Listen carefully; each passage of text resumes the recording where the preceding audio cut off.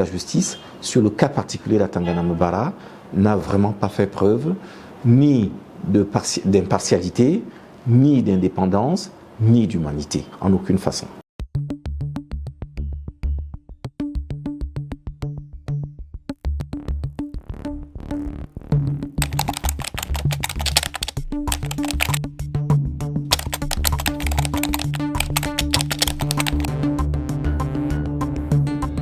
Effectivement, comme vous l'indiquez, il a été interpellé, M. Atangana Mbara, qui a occupé un certain nombre de fonctions, dont des fonctions gouvernementales pendant 10 ans à la suite du décret présidentiel, va finir par être interpellé le 1er août 2008. Il sera placé en détention provisoire le 6 août 2008, ce qui fait que, effectivement, à la date où on évoque à nouveau ce dossier aujourd'hui, ça fait 15 ans exactement qu'il a été placé en détention, qui aurait pu être déjà dans le cadre d'une justice normale, une durée relativement conséquente pour des faits débattus en lien avec ce qui aurait pu lui être reproché, mais qui, dans le contexte particulier qui est le sien, apparaît évidemment comme étant une anomalie, une injustice particulièrement criarde et inhumaine.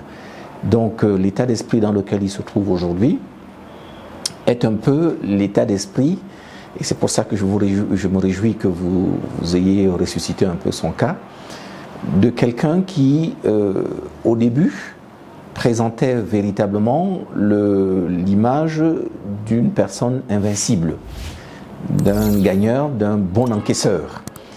Et je me souviens toujours du premier jour, la première nuit où il est interpellé et placé en détention provisoire. Toute sa famille éplorée autour du tribunal de grande instance de Yaoundé, alors en fonctionnement, était abattue. Même nous, ses avocats, on n'en revenait pas, même si on se doutait déjà un peu de l'issue, du caractère inéluctable de l'issue. Il était pourtant le seul debout qui faisait front et qui rassurait les uns et les autres en leur disant que le combat allait être long et qu'il fallait se préparer à ce que ce soit dur. Pourtant, au fur et à mesure du temps, on l'a vu au fur et à mesure des démarches entreprises, on l'a vu un tout petit peu je dirais pas baisser les bras, parce que ce n'est pas son tempérament, mais je pense que de là où je suis comme avocat, je ne retrouve plus la même personne, le même combattant. J'ai un peu comme l'impression qu'il n'y a pas de la résignation, mais il y a de l'abattement. Voilà, il y a beaucoup d'abattement, donc c'est l'état d'esprit de quelqu'un qui est un peu fatigué par la réitération des batailles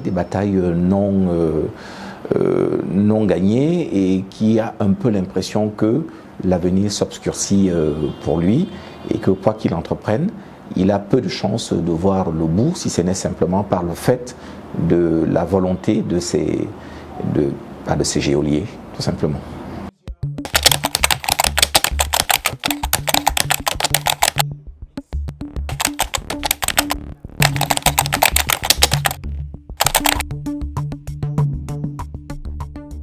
Effectivement, je comprends qu'on s'y perd, parce que même nous-mêmes, les avocats, il faut parfois faire appel aux souvenirs ou aux archives pour pouvoir s'y retrouver. En gros, il est mis en cause, il est inculpé dans un premier temps le 6 août 2008, comme je vous l'ai indiqué, pour 5 chefs d'inculpation. À la suite de ces 5 chefs d'inculpation, le juge d'instruction d'alors du tribunal de grande instance, M. Maniangamabé, règle, entre guillemets, c'est l'expression qu'on emploie, 2 chefs d'inculpation. L'un qui portait sur le détournement la somme de 29 millions de dollars, pour lequel il le renvoie pour être jugé, et l'autre pour lequel il y a un non-lieu. Malheureusement, en cours de route, sans qu'on comprenne pourquoi, au moment de prendre cette ordonnance-là de règlement, il croit devoir inculper à nouveau Atangana Mbara d'un nouveau chef d'inculpation, de 2 nouveaux chefs d'inculpation, qu'il ne prendra pas le temps de solutionner lui-même, et ces chefs d'inculpation seront renvoyés devant le tribunal spécial qui entre en fonctionnement en 2012.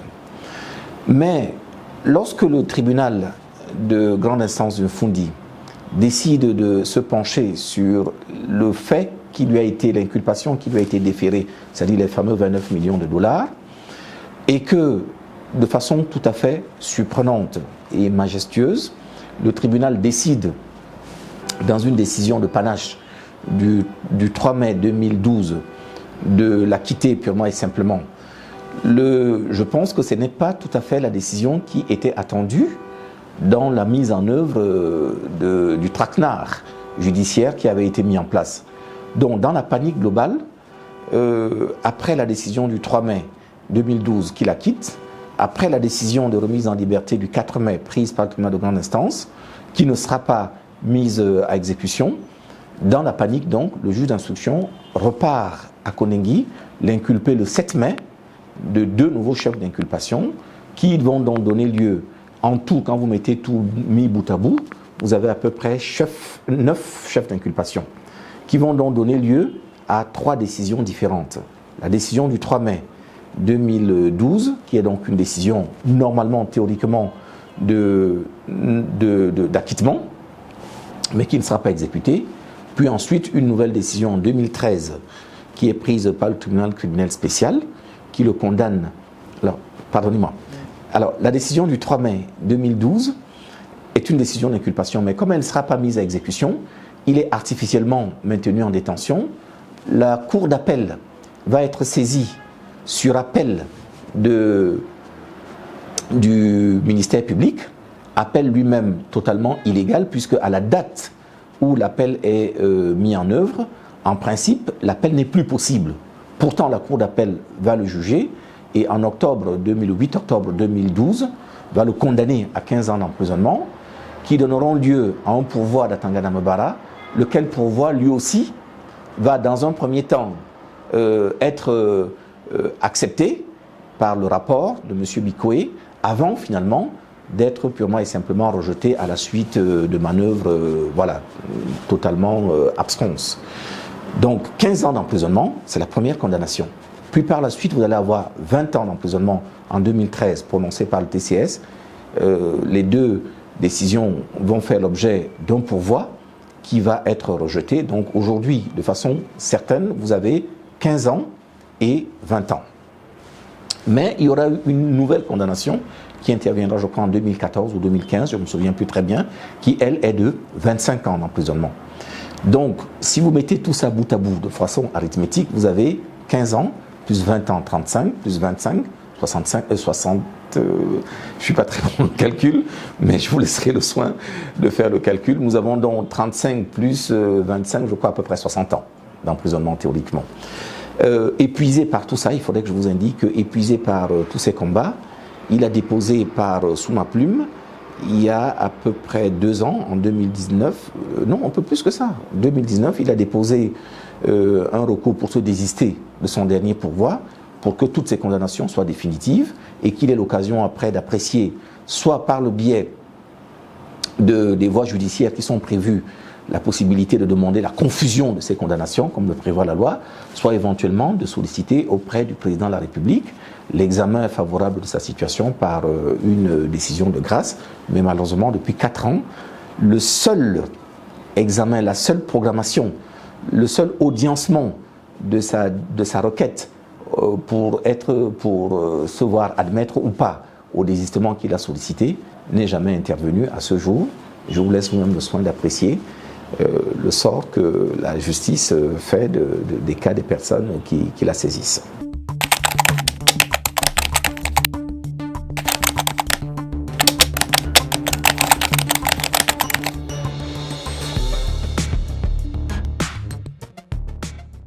Je pense qu'il y avait les 7 plaies d'Égypte, il y a également les 7 plaies de la justice camerounaise. Malheureusement, elles se trouvent concentrées dans ce cas. Je n'ai jamais vu une telle débauche de moyens pervers mis en œuvre par instrumentalisation de la justice pour arriver à non seulement maintenir quelqu'un en détention, mais également le priver de tout espoir.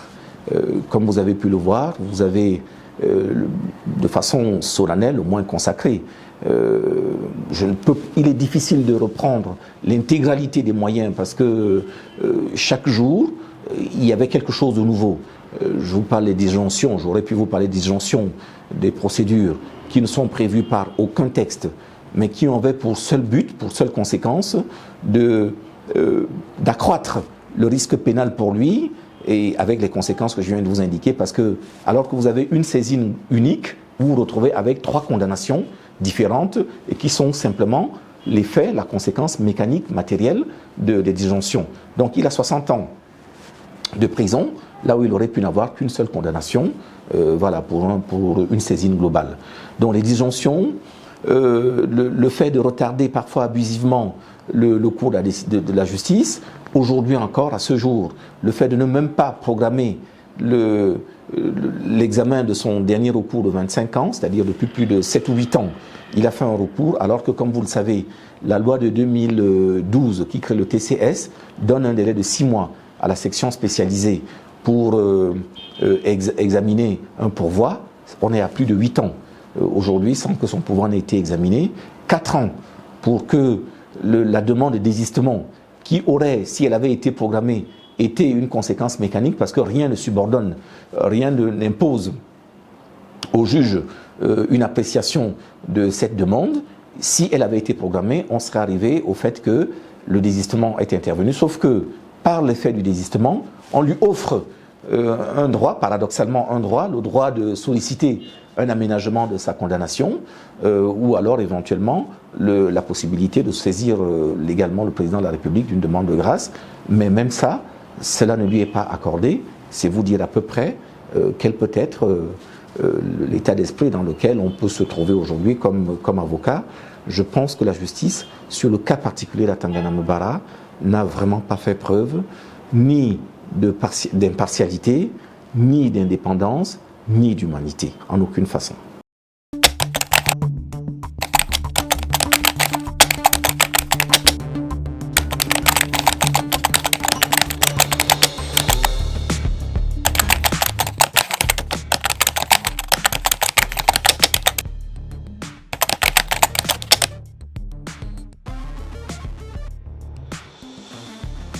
C'est bien que vous rappeliez cette décision-là, parce que déjà d'une part, elle permet d'indiquer, je peux comprendre que vos nombreux téléspectateurs, et même peut-être vous-même, vous écoutiez, vous entendiez ce que je vous dis comme étant partisan. Je le comprendrai humainement, c'est normal qu'un avocat qui s'est battu auprès de son client, comme vous l'avez rappelé tout à l'heure, puisse ne dire que des choses favorables pour son client. Mais là, comme vous pouvez le constater, outre déjà la décision du tribunal de grande instance du Fundi, qui elle-même est venue restituer à Atangana Mbara dans ses droits, c'est-à-dire non-culpabilité et acquittement. Donc ce n'est pas là le seul propos de son conseil. Le rapport de M. Bikoé, qui lui-même vient par la suite indiquer que cette condamnation n'avait pas la condamnation de rattrapage faite par la suite par la Cour d'appel n'avait pas lieu d'être. Donc vous voyez que là encore, ce n'est pas son avocat. Et troisième échelon, c'est donc la décision de la Commission africaine que vous venez de rappeler à juste titre, qui elle-même vient constater que les conditions dans lesquelles il a été jugé sont des conditions totalement anormales. Et donc par conséquent, a ordonné sa remise en liberté par le gouvernement, l'État du Cameroun, lequel État malheureusement ne va pas mettre à exécution cette décision sur un motif tout à fait surprenant, d'ailleurs qui va être justifié et relayé par des membres du gouvernement sur les plateaux de télévision pour indiquer que cette décision n'a pas d'effet obligatoire. Je ne sais pas qu'est-ce qui peut avoir un effet obligatoire autre que le respect de sa propre signature. Le Cameroun, pays indépendant, a choisi depuis le début des années 80 d'adhérer à la Charte africaine des droits de l'homme, qui crée elle-même une commission africaine, qui est donc une instance quasi juridictionnelle, qui a le droit de donner des recommandations, des orientations pour la façon dont la justice peut être rendue. Or, c'est cette instance-là qui a donc porté une valeur supralégale, puisque de par les faits, la Constitution du Cameroun, l'article 45, la Constitution, les décisions qui sont rendues à ce niveau-là doivent être considérées comme étant au-dessus des décisions rendues normalement en interne par l'effet de la signature de l'État du Cameroun. Donc nous dire qu'on ne met pas à exécution une décision parce qu'elle n'a pas une valeur supralégale, c'est-à-dire qu'elle n'a pas une valeur de coercition. En d'autres termes, elle ne peut pas être, il n'y a pas de voie qui oblige un État à mettre en application sa décision par la force. Ça ne lui enlève pas sa force obligatoire, puisque la force obligatoire découle des textes qui ont été valablement signés, les instruments auxquels le Cameroun a librement adhéré. Donc je suis un peu étonné par cette justification du gouvernement du Cameroun. Autant vous dire également tout de suite que même la somme qui a été prononcée à des condamnations, qui est la conséquence de ce que la commission avait effectivement trouvé que cette façon de juger était particulièrement anormale et violait les droits fondamentaux d'Atangana Mbara, a donc condamné l'État du Cameroun à une somme qui devait être au-delà de 497, près de, comme vous l'avez dit, presque 500 millions de francs CFA. Cette décision n'a jamais été mise en application non plus par le gouvernement du Cameroun. Je pense sans doute pour les mêmes raisons, ce qui évidemment est totalement affolant, inquiétant pour la sécurité juridique, la sécurité judiciaire du Cameroun. Il est difficile, vous savez, 15 ans de prison. Moi, je pense que mon sort comme avocat est encore meilleur, puisque moi, j'essaye de mettre en œuvre l'ensemble des moyens légaux qui sont mis à la disposition de tous les justiciables, c'est-à-dire mis à la disposition de leurs avocats. Et tous ces moyens ont été explorés, à la fois en interne et au plan supranational, comme je viens de vous l'indiquer. Donc, par conséquent, c'est difficile d'imaginer de faire plus que ce qui a été fait. La seule chose qui peut être attendue, c'est tout simplement que, peut-être que dans leur salon feutré, les dirigeants vont finir par comprendre que la justice qui est rendue est un peu un jalon dans une pierre blanche qu'ils sont censés eux-mêmes planter sur le cours de la justice, de l'histoire, la construction de la justice d'un pays. Comme j'aime souvent le rappeler, il pleut sur tous les toits. Les gens qui ont été condamnés, Atangana Mbara a occupé de très hautes fonctions. D'autres personnes après lui, ayant occupé des fonctions, ont été également rattrapés par la justice. Je pense que si à un moment ou à un autre, ceux qui occupent aujourd'hui des fonctions se rappellent que, aux mêmes fonctions, dans les mêmes conditions, d'autres font l'objet d'une mauvaise justice et qu'ils gagneraient, eux, à inverser le cours des choses pour donner à la justice une dimension vertueuse. Pour que, au cas où ça venait à leur arriver, je ne souhaite rien à personne, je ne souhaite de malheur à personne, mais au cas où ça venait à leur arriver, il faudrait qu'ils aient commencé à construire le processus vertueux d'une justice dont ils pourraient eux-mêmes bénéficier un jour. C'est uniquement cet appel-là que je peux lancer aujourd'hui, à l'occasion de ces 15 ans, et espérer qu'il sera entendu pour le bien d'Atangana Mbara, pour le bien de tous ceux qui font l'objet de justice injuste, et peut-être pour le bien de ceux qui, plus tard, pourraient éventuellement se retrouver par mégarde dans les mauvaises grâces. Je vous en prie.